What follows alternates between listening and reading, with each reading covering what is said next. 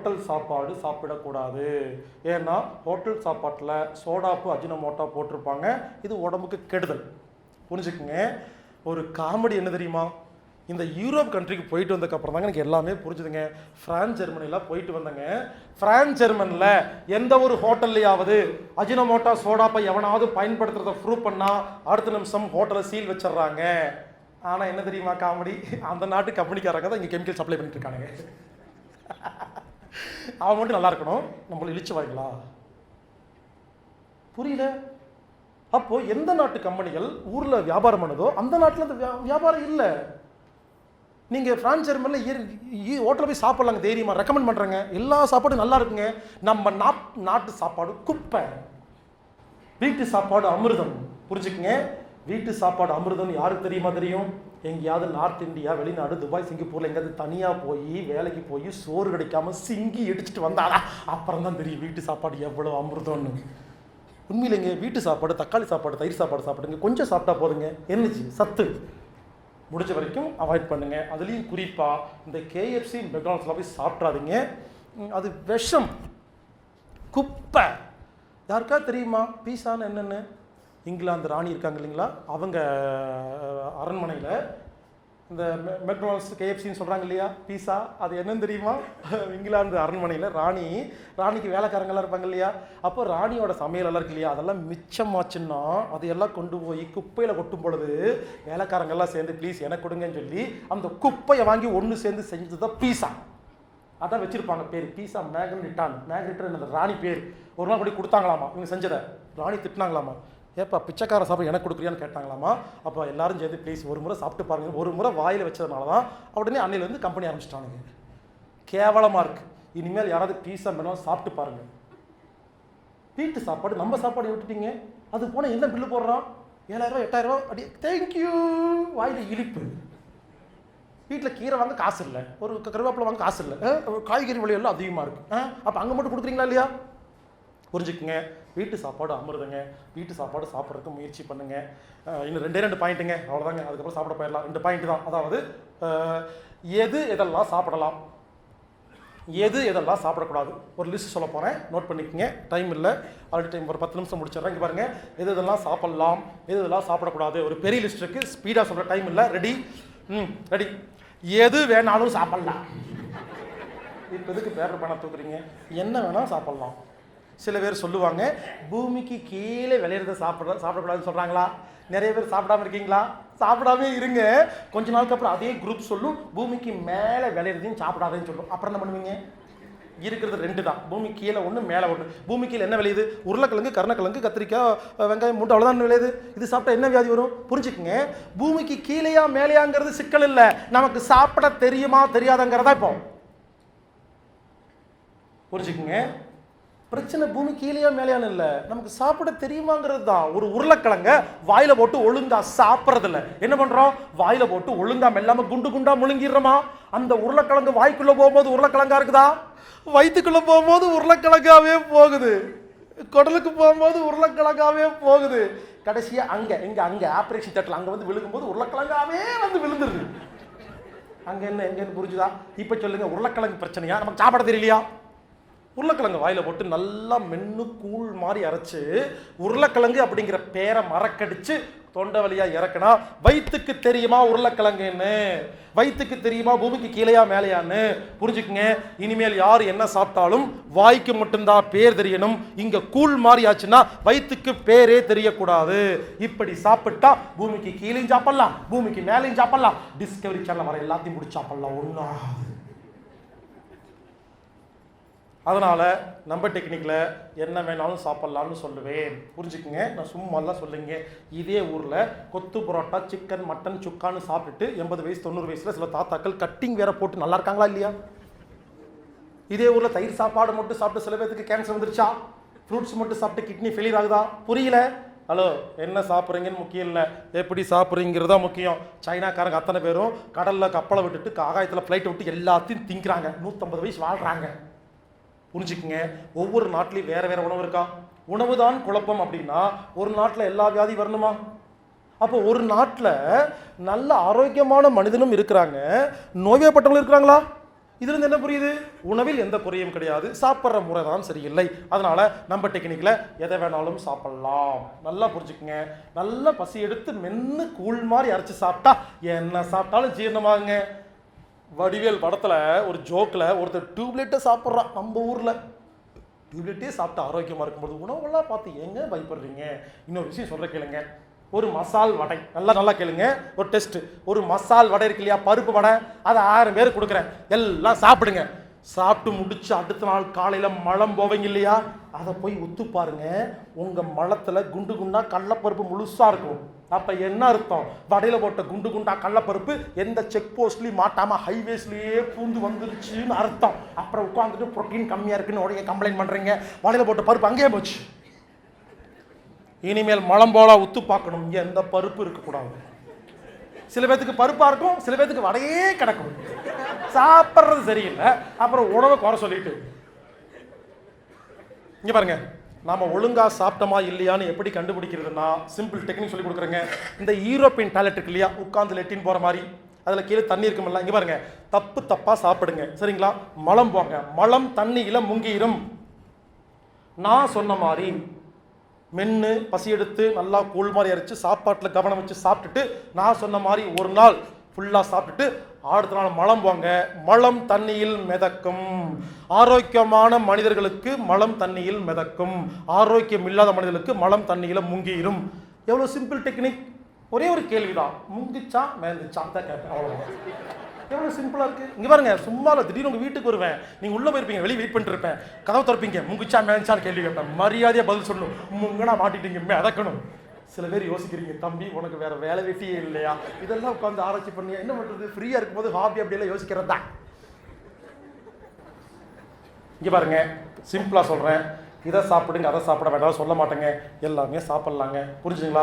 சாப்பிட்ற முறையை மட்டும் சரி பண்ணால் போதுங்க. ஆனால் ஒன்றுங்க, இனிப்பு மட்டும் சாப்பிடாதீங்க. இனிப்பு சாப்பிட்டா சுகர் வந்துடும் சரிங்களா. இனிப்பு எடுத்து குப்பையில் போட்டுருங்க. உப்பு சேர்த்திக்காதீங்க, உப்பு வந்து உடம்புக்கு கெடுதல், அது பிபி அதிகமாகிடும். உப்பு எடுத்து குப்பையில் போட்டுருங்க. இங்கே பாருங்க, தேங்காய் எண்ணெய் பலகாரம் சேர்த்திக்காதீங்க, அது கொழுப்பு அதிகமாக இருக்கும். ஸ்வைன். தக்காளி சேர்த்திக்காதீங்க, அது கிட்னி கல் வந்துடும். ஸ்வைன். கத்திரிக்காய் வேண்டாங்க, தோலில் நோய் வந்துடும். கசப்பு துருப்பு நாமளே சாப்பிட்றதில்ல. காரம் சேர்த்திக்காதீங்க, தோலில் நோய் வந்துடும் சரியா. இவருக்கு புளி சேர்த்திக்காதீங்க, மூட்டு முழங்காலில் வலிக்கும். பால் மனித உணவே இல்லை, புதுசாக பிரச்சாரம் பண்ணுறாங்க. பாலிக்கு குப்பையில் போட்டுருங்க. நான்வெஜ் சேர்த்திக்காதீங்க சரிங்களா. இந்த உருளைக்கிழங்கு பூண்டு வெங்காயம் எல்லாத்தையும் குப்பையில் போட்டு தட்டை பாருங்க, தட்டு காலியாக இருக்கும். வடை வச்சேன்னு உட்காந்து பார்த்துட்டு இருக்க வேண்டியது, எல்லாம் குப்பையில் கிடக்கும். புரியல? எவனோ ஒருத்தன் சாப்பிட சொல்ல தெரியாமல் வேணும்னே டிவி பேப்பர் இன்டர்நெட்டில் உணவை பார்த்து பயப்படுற மாதிரி ரொம்ப வருஷமா கட்டுரை எழுதி நம்மளை எல்லாம் ஏமாத்திட்டு இருக்கிறாங்க. புரிஞ்சுக்குங்க, எல்லாத்தையும் தட்டில் வைங்க. இனிப்பு சாப்பிட்டாதான் சர்க்கரை வியாதி குணமாகும், உப்பு சாப்பிட்டாதான் பிபி குணமாகும், தக்காளி சாப்பிட்டாதான் கிட்னி கல்லு கரையும், தேங்காய் சாப்பிட்டாதான் கொழுப்பு நோய்கள் குணமாகும். புரிஞ்சுக்குங்க. நான் ஒன்னே ஒன்று சொல்கிறேன், மற்ற நீங்களே புரிஞ்சுக்குங்க. தக்காளி தான் கிட்னி கல்லை கரைக்கிறதுக்கு மருந்து இருக்குது. யாருக்கு கிட்னி கல் இருக்கோ தக்காளி சாப்பிட்றது பிடிக்கும். தக்காளியை தப்பா சாப்பிட்டா கிட்னி கல் பெருசாகும், ஒழுங்கா சாப்பிட்டா கிட்னி கல் கரையும். புரிஞ்சுங்களா? என்ன சொல்ல வரேன்னா, ஒரு பொருளை தப்பா சாப்பிட்டா ஒரு வியாதி வருதா? இந்த உலக வைத்தியம் என்ன பண்ணுது, இந்த வியாதி வந்துருச்சா அந்த பொருளை சாப்பிடவே கூடாதுன்னு சொல்லுது. நான் என்ன சொல்றேன், அந்த பொருளை ஒழுங்கா சாப்பிட்டா அதான் மருந்து. இங்க பாருங்க, யாருக்கெல்லாம் சுகர் இருக்குதோ இனிமேல் இனிப்பு சாப்பிடுங்க, அப்பதான் சரியாவே போகும். சக்கரை வியாதிக்காரங்க இனிப்பு சாப்பிடக்கூடாதுங்கிறது உலகமாக காமெடி. நாமெல்லாம் யாருங்க, பஞ்சாமிர்தம், அச்சு வெல்லம், உருண்டை வெல்லம், பனங்கிருப்பட்டி சாப்பிட்டு வாழ்ந்த பரம்பரை. அந்த காலத்தில் கிராமத்தில் யாராவது ரோட்டில் போகிறவங்க வந்து திண்ணையில் உட்காந்தா நம்ம தாத்தா பாட்டி என்ன தெரியுமா பண்ணுவாங்க, அவங்க யாருன்னெல்லாம் பார்க்க மாட்டாங்க, வழிப்போக்கன். இவ்வளோ பெரிய பனங்கற்பட்டியும் ஒரு சொம்பு தண்ணி முதல்ல கொடுப்பாங்க, அதை கடித்து சாப்பிட்டுட்டு தான் வாங்க எந்த ஊரில் வந்தீங்கன்னு கேட்பாங்க. அப்படி வாழ்ந்த பரம்பரையில் இனிப்பு சாப்பிட்டா நோய் வரும்னா ஒத்துக்கவே மாட்டாங்க. இருக்கிறது 6 சுவை. 6 சுவையை ஒவ்வொரு காரணம் சொல்லி ரொம்ப வருஷமா ஏமாத்தி உணவை பார்த்தா பயப்பட வச்சுட்டாங்க மருந்து மாத்திரை கம்பெனிகள். புரிஞ்சுக்குங்க, எல்லாமே சாப்பிடலாங்க. இந்த சக்கரை நோயாளி இருக்கிறவங்க அந்த ஜிலேபி பார்த்து சாப்பிடாம இருக்கீங்க இல்லையா, அதுவே ஒரு வியாதி. ஐயோ, அதுவே வியாதி. சாப்பிடுங்க, ஒன்றும் ஆகாது. எவனோ ஏமாத்துறான். நல்லா மென்னு கூழ் மாதிரி அரைச்சு சாப்பிட்டா எது சாப்பிட்டாலும் ஜீரணமாகுங்க. உண்மையிலே சொல்கிறேங்க. அதனால் நம்ம டெக்னிக்கில் இதை சாப்பிடுங்க அதை சாப்பிடுங்க சொல்ல மாட்டேன், என்ன வேணாலும் சாப்பிடலாம் சரிங்களா. கடைசி பாயிண்ட்டுங்க, இங்கே பாருங்க, என்ன வேணாலும் சாப்பிட்லாம்னா இங்கே பாருங்க, இது வந்து வீட்டு சாப்பாட்டுக்கு மட்டும்தான் ஒத்து வரும். மறுபடியும் சொல்கிறேன், நான் என்ன வேணாலும் சாப்பிட்லாம்னு சொல்கிறேன்னு சொல்லிட்டு குவார்டர் வாங்கி கடிச்சு வந்து உட்காந்துடக்கூடாது. போதைப் பொருள்களுக்கும் கடையில் விற்கிற பேக்கடு ஃபுட்டுக்கும் நான் சொல்கிறது ஒத்து வராது. நான் என்ன வேணால் சாப்பிட்லான்னு சொல்கிறது வீட்டில் நீங்களே செய்த சமையலை. கடைசி பாயிண்ட்டுங்க, அவ்வளோதான். எவ்வளவு சாப்பிடணும் யாருக்காவது தெரியுமா? காலையில் எவ்வளவு சாப்பிடணும், மத்தியானம் எவ்வளவு சாப்பிடணும், நைட் எவ்வளோ சாப்பிடணும், யாருக்கும் தெரியல.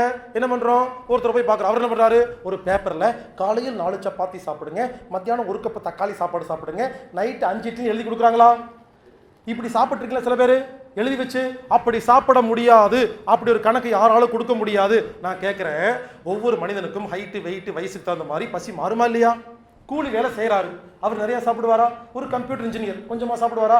இன்னைக்கு 8 மணி நேரம் தொடர்ந்து பேசுகிறேன், நான் நிறையா சாப்பிடுவா? நாளைக்கு மீட்டிங்கே இல்லை, கொஞ்சமாக சாப்பிடுவேனா? வெயில், ஏசி, நான் ஏசி, டெம்பரேச்சர், கிளைமேட், ஹியூமிடிட்டி, எத்தனை விஷயத்தை பொறுத்து பசி மாறுமா இல்லையா? புரிஞ்சுக்குங்க, இப்படி எல்லாம் கணக்கு போட்டு சாப்பிட முடியாது, கிழிச்சு குப்பையில் போடுங்க. இன்னொரு விஷயம் சொல்கிறேன், இனிமேல் யாரும் எழுதி வச்சு சாப்பிட மாட்டீங்க. காலையில் 4 சப்பாத்தி சாப்பிடுங்கன்னு எழுதி கொடுத்து அதை பார்த்து சாப்பிட்ருக்கீங்களே, உங்கள் வீட்டு சப்பாத்தி இவ்வளோ பெருசு இருக்குமா இல்லை இவ்வளோ பெருசு இருக்குமான்னு சாம்பிள் காமிச்சிங்களா? யோசிச்சு பாருங்கள். ஒரு வீட்டு சப்பாத்தி குண்டா இருக்குது, 1 சாப்பிட்டா போதுமா?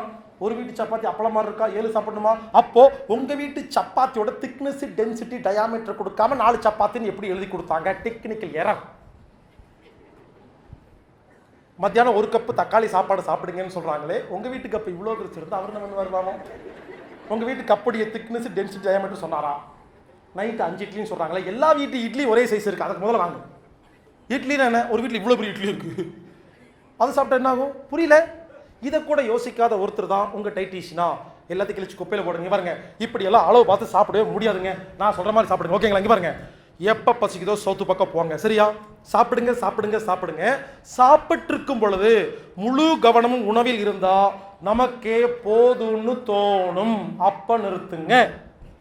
யாரையும் கேட்காதீங்க, சிம்பிள். ஏங்க, ஒரு பொங்கல் வாங்குங்க, முதல் வாயில வைங்க, நல்லா இருக்கா? அப்படியே வாயில் வச்சு சாப்பிடும் பொழுது ஒரு 3/4 பொங்கல் முடிஞ்சோடனே 1/4 பொங்கல் இருக்கு, பிடிக்கலையா? என்ன பண்ணுவோம்? பொங்கல் வந்து 60 ரூபா சொல்லியிருக்கிறாங்க, விடக்கூடாது, வேஸ்ட் ஆகிடும், நம்ம சாப்பிட்டு நம்ம வேஸ்ட் ஆகிடும். ஹலோ, பிடிக்கல விட்டு போங்களே. நிறைய சாப்பிட்டு ஆரோக்கியம்னு இல்லை, பிடிச்சதை சாப்பிட்டால் ஆரோக்கியம். புரிஞ்சுக்கங்க. இப்போ ஒரு உலகமாக ரகசியம் சொல்கிறேன், எது பிடிக்குதோ உங்களுக்கு மருந்து, எது பிடிக்கலையோ உங்களுக்கு தேவையில்லை. யாருக்கு தலையில் பொடுகு இருக்கோ பலாப்பழம் பிடிக்கும், யாருக்கு ஆஸ்மா, வீசிங், நெஞ்சு சளி, நிமோனியா, சைனஸ் இருக்கோ உங்களுக்கு மிளகு ரசம் பிடிக்கும், யாருக்கு கிட்னியில் கல் இருக்கோ தக்காளி பிடிக்கும். புரிஞ்சுக்குங்க, நமது உடம்பில் எந்த சத்து கம்மியாக இருக்கோ அந்த சத்து எந்த உணவில் இருக்கோ அந்த உணவு உங்களுக்கு பிடிக்கும். குழந்தைகளுக்கெல்லாம் ஏன் தெரியுமா ஆரோக்கியமாக இருக்குது? அது பிடிச்சா மட்டும்தான் சாப்பிடுங்க. பெரியவங்கெல்லாம் ஏன் ஆரோக்கியம் இல்லை? பிடிக்காட்டியும் சாப்பிடுவாங்க. புரிஞ்சுக்குங்க. நாம் என்ன பண்ணுறோம், சாப்பாடை போட்டு 4 கரண்டி குழம்பு ஊற்றி நல்லா பிணைஞ்சிருவோமா? முதல் வாய் வைக்கிறீங்க, பிடிக்கல, என்ன பண்ணுவான்? வேறு வழி இல்லாமல் சாப்பிட்றோமா? அதுதான் வியாதி. நான் எப்படி சாப்பிடுவேன்னு சொல்கிறேன். சாப்பாடை போடுவேன், குழம்பெல்லாம் ஊற்ற மாட்டேன், கொஞ்சமாக சாப்பாடு, ஒரு கை சாப்பாடு எடுத்து குழம்பு ஊற்றி பிணைஞ்சு வாயில் வச்சு பார்ப்பேன். எனக்கு குழம்பு பிடிச்சா மட்டும்தான் ஊற்றிக்குவேன், இல்லைன்னா ரிஜெக்ட். அது யார் செஞ்சாங்க அது முக்கியம் இல்லை. புரிஞ்சுக்குங்க, உணவில் பொறுத்த வரைக்கும் நல்லது கெட்டது கிடையாது. பிடிச்சிருக்கா சாப்பிடுங்க, பிடிக்காட்டி சாப்பிடாதீங்க. அதாவது அப்போ குழம்பு பிடிச்சிருக்கா, குழம்பு குழம்பு குழம்பு, அன்னைக்கு முடிஞ்சு போச்சு, நிம்மதியாக இருக்கலாம். குழம்பு பிடிக்கலையா, உங்களுக்கு புரோட்டீன் தேவையில்லை அர்த்தம், ரசம் ஊற்றுங்க. பிடிச்சிருக்கா, ரசம் ரசம் ரசம். எது பிடிச்சிருக்கோ திரும்ப திரும்ப வாங்கி சாப்பிடுங்க, எது பிடிக்கலையோ தொடாதீங்க. இப்போ மாற்றி பாருங்க, நமது உடம்பில் எல்லா வியாதிகளும் குணமாகும். அதுக்கு ஒன்று சொல்கிறேன், யாருக்காவது ஆப்பிள் பிடிக்குமா? கொடுக்குறேன், ஆப்பிள் ஜூஸ் குடிங்க. இங்கே பாருங்க, 7 நாள் எப்பெல்லாம் பசிக்குதுன்னு கேட்குறீங்களோ ஆப்பிள் ஜூஸ் கொடுத்துக்கிட்டே இருப்பேன். 8ஆவது நாள் காலையில் எங்கிட்ட பசிக்குதுன்னு கேட்குறீங்க, நான் ஆப்பிள் ஜூஸ் கொண்டு வரேன். நீங்கள் என்ன தெரியுமா சொல்லுவீங்க? தமிழில் பிடிக்காத வார்த்தை ஆப்பிள் அப்படிங்க. ஏன்? எப்போ ஆப்பிள் பிடிச்சதோ நமது உடம்பில் ஆப்பிளில் இருக்க வேண்டிய சத்து பொருட்கள் குறைபாடு இருக்கிறதுனால பிடிச்சிருக்கு. அதை சாப்பிட்டு சாப்பிட்டு சாப்பிட்டு 7 நாளில் நாமளும் ஆப்பிள் ஒன்றாயிட்டோம். ஸோ டிஃபிஷியன்சி தீர்ந்து போச்சு. இப்போ ஏன் பிடிக்கல? ஆப்பிள் என்ன சத்து இருக்கோ நம்மகிட்ட இருக்குது, பிடிக்காது, புரிஞ்சுக்கங்க. எது பிடிக்கலையோ சாப்பிடாதீங்க, எது பிடிச்சிருக்கோ சாப்பிடுங்க, அதுதான் உங்கள் மருந்து. அவ்வளோதாங்க, இவ்வளோதாங்க. இங்கே பாருங்க, இப்போ நான் சொன்ன மாதிரி சாப்பிட்டா இந்த உணவு பிரசாதமாக மாறும். அதனால இங்கே பாருங்க, இது வரைக்கும் நான் பேசுனதை கேட்டிருந்தீங்களா? இது தியரிட்டிக்கல். இப்போ போறீங்களா? அது லெபரட்டரிக்கல், லேபு. இதுக்கு 50 மார்க், அதுக்கு 50 மார்க். அங்கே போய் உட்காந்துட்டு அவர் நல்லா பேசினார் இல்லை, சிரிச்சுட்டு சாப்பிட்டு பேசிட்டு இருப்பாங்க. நானும் பார்க்குறேன், சாப்பிடும்போது பேசாதீங்கன்னு சொல்லி முடிச்சுட்டு கீழே போய் பார்த்தா எல்லாம் சாப்பிடும்போது பேசிக்கிட்டே இருக்க வேண்டியது. இங்கேயே சாப்பிடும்போது பேசுறீங்கன்னா வீட்டில் போய் என்ன பண்ணுவீங்க? இங்கே பாருங்க, இன்னைக்கு நான் சொன்ன மாதிரி போய் சாப்பிட்றீங்க, சரிங்களா? எது பிடிச்சிருக்கோ சாப்பிடுங்க, பிடிக்கலையா சும்மாவது வாங்க, பிடிச்சா வாங்கி சாப்பிடுங்க, அவ்வளோதாங்க. நான் சொன்ன மாதிரி நல்லா மென்று சாப்பிட்டு பாருங்க. இங்கே பாருங்க, இன்னைக்கு இந்த கூட்டத்தில் பல பேர் வாழ்க்கையில் முதல்ல சாப்பிட போறீங்க. All the best.